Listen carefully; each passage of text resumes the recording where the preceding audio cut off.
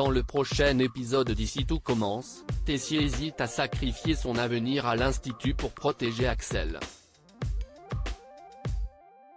Pendant ce temps, Hortense et Elliot se lancent des défis. Attention, les paragraphes qui suivent contiennent des spoilers sur l'épisode d'Ici tout commence diffusé vendredi soir sur TF1. Si vous ne voulez rien savoir, ne lisez pas ce qui suit.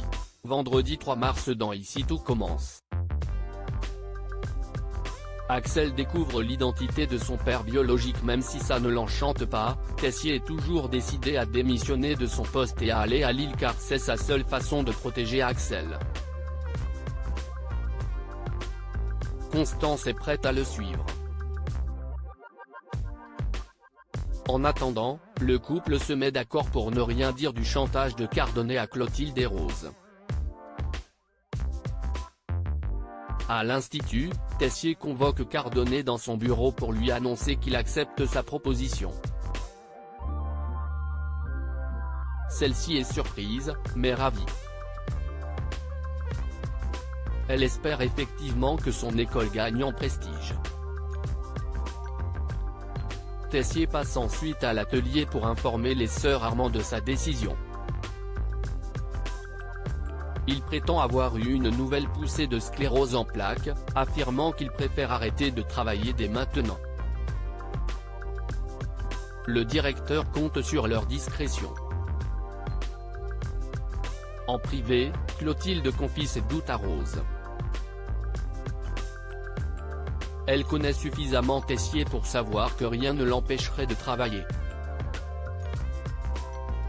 Elle le soupçonne de vouloir créer des tensions au sein du clan Armand. Pendant ce temps, Axel traîne au CDI avec Solal et Ethan.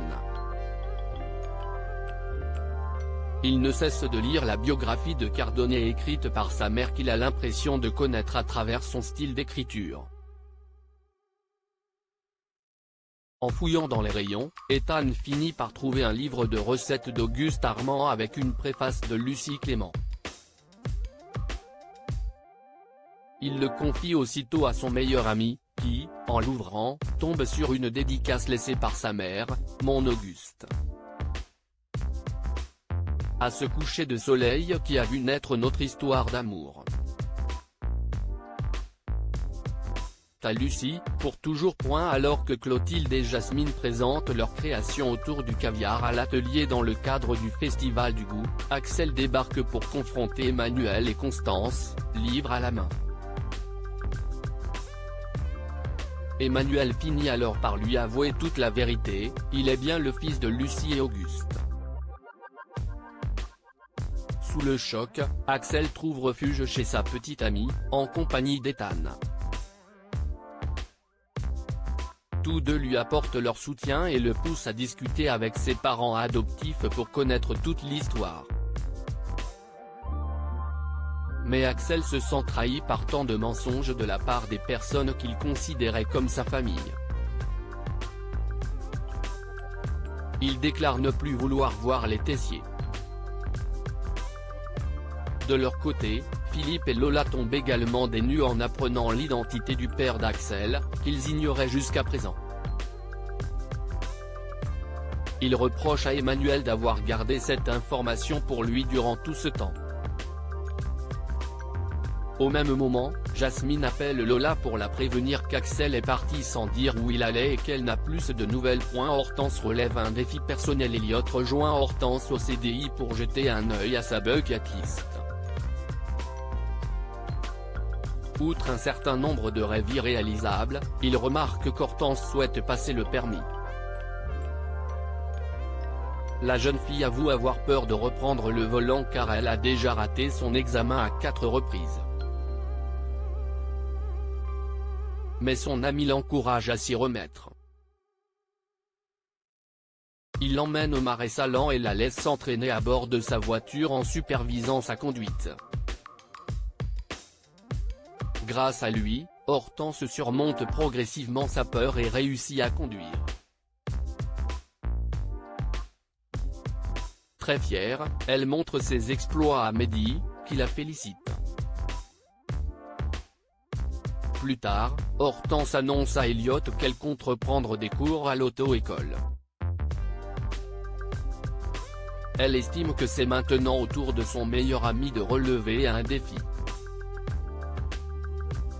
Mais Elliot n'a pas dressé de bucket list car tous ses rêves vont déjà se réaliser, avoir son propre restaurant nomade et se marier avec Greg. La seule chose à laquelle il pense, mais qu'il redoute, c'est d'inviter son père au mariage. Hortense pense qu'il devrait le faire. Ambre et Kelly passent à l'action au double A. Kelly met les choses au clair avec Tom et Lionel avant le service pour éviter le schéma de la veille. Ces derniers lui font donc leurs suggestions par rapport au menu en amont également. Kelly ne se laisse pas faire et leur rappelle qu'ils ne sont pas là pour faire des suggestions à tout va, mais pour exécuter les recettes qu'elle leur confie. Témoin de la scène, Ambre rappelle à Kelly son idée d'une brigade entièrement féminine. Après le service, les deux jeunes filles en parlent avec Théo. Malgré ses tentatives pour s'imposer, Kelly souffre du comportement machiste des garçons de sa brigade, Tom et Lionel en tête. Elle demande donc à Théo de composer une brigade exclusivement féminine, juste le temps d'une journée, pour leur prouver qu'elles sont parfaitement capables de gérer sans eux. Théo donne son accord. Soutenu par la chef Listrac, Théo en parle avec Myriel pour obtenir également son accord. Ce dernier est un peu réticent, mais il finit par se laisser convaincre. Théo va donc dans les cuisines du double A pour annoncer qu'une brigade exclusivement féminine sera aux commandes pendant une journée de la semaine prochaine. Face aux réactions outrées de Lionel et Tom, Théo les invite à en profiter pour réfléchir à l'importance du respect de leurs supérieurs hiérarchiques, qu'ils soient masculins ou féminins. Avant de partir, il ajoute qu'il est très satisfait du travail de Kelly et qu'il lui fait entièrement confiance.